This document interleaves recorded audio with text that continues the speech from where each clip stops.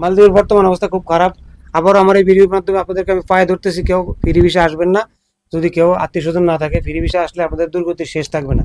আমি মনে করি এখন বর্তমানে ফ্রি ভিসা না আসাটাই ভালো, কোম্পানি ভিসা আসলে অনেক ভালো, বেতন 2 টাকা কম হোক তারপরে শান্তি আছে। সরকার দেশের লোকজন বেশি ঢোকার কারণে এদেশের বেশি জন লোকজন ধরতেছে বর্তমানে, বা দিন দিন কঠোর হচ্ছে আর কি। মারপেটের পরে কিন্তু সবাই ভাষা শিখে না, সবকিছু শিখে না, আস্তে আস্তে সবাই সবকিছু শিখতে হবে।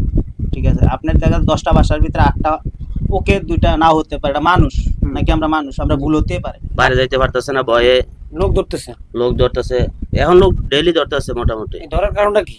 ধরার কারণ হইলো অনেকজনের ভিসা নাই। এই চ্যানেলের মাধ্যমে মালদ্বীপের ভালো খারাপ সব দিকে আপনি তুলে ধরেন, এই জন্য আপনাকে ধন্যবাদ। আর আমার বন্ধু বান্ধব যারা আছে তারা যাতে আপনার ভিডিও চ্যানেল সাবস্ক্রাইব করে আর ভিডিওগুলো দেখে, ভালো ভালো খবরগুলো দেখে। ধন্যবাদ আপনাকে।